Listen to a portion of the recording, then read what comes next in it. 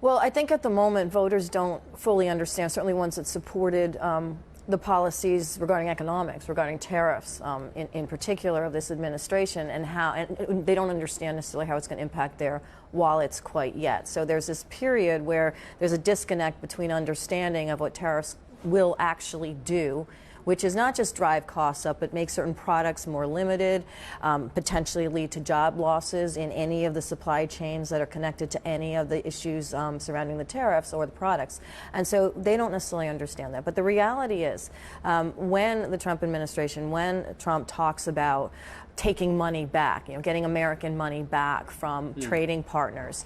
It's far more complicated than that for two reasons. One is that even the amount from the 2018 tariffs, or tariffs in general related to the whole budget of America, is less than 2%. So whatever you may claw back, we are talking about a very minor part of the budget.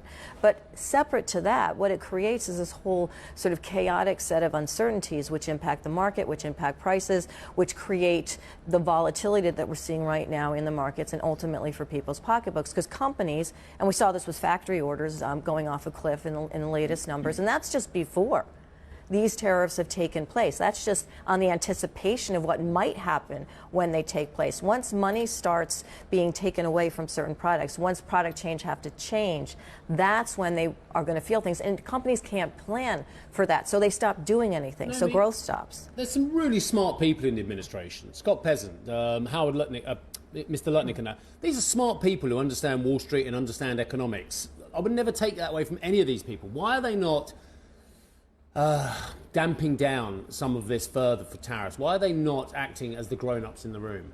That's really interesting, because on Sunday, both of them in independent places, both Lutnick and also Pezant said, alluded to the fact that Mexico and Canada had done enough with respect to cross-border demands from Trump to somewhat potentially, they didn't say this in words, but alluded to perhaps not get up to the 25% in tariffs. So they're thinking one thing, and they're trying to sort of tame perhaps what they're hearing versus what they want to have happen. But then on the other hand, we see that Trump does act very independently from even his senior secretaries. And so that creates, again, uncertainty in the White House, uncertainty here. Money talks for Trump. He's transactional. We all know about the art of the deal, although apparently the author of the art of the deal, who ghostwrote him, is now disowning this book, but that's another issue. But he understands what sponsors say to him. He understands what Wall Street does as well. Surely Trump realises that if the money is not being invested, if people are getting scared, if people are losing money, whether it be on Wall Street or whether it be in their 401ks, surely that's a big catalyst for him.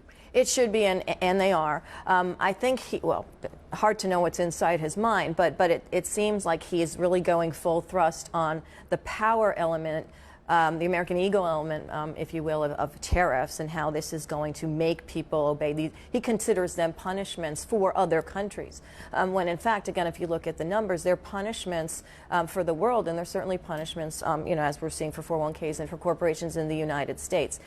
I don't know that he thinks the markets would have been this negative. We did see in 2018 the markets closed the year negative in the first year of tariffs. Of course, the Fed came in and dropped rates by 100 or so basis points as well towards the end of into 2019. So tried to temper that as growth slowed. We're going to see that now, and he's going to have to come to terms with growth is going to slow, prices are going to increase, and tariffs aren't going to feed the till of the United States Treasury. The Fed to do what he wants them to do if prices increase. Karen is in Barcelona and she's got a question for you, Nomi.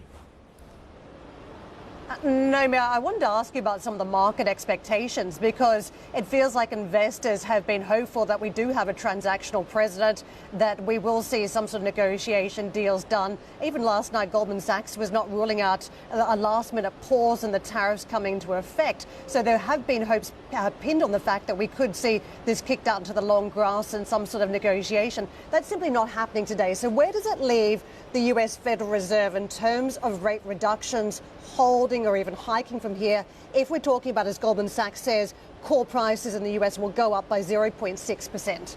Yeah, that's an excellent question, because I believe the Fed's going to have to pivot to looking at declining growth more than they are looking at increasing inflation. So though prices will increase as supply chain tariffs take effect for the United States, within the United States, around the world, and that will put pressure on prices, that will increase inflation.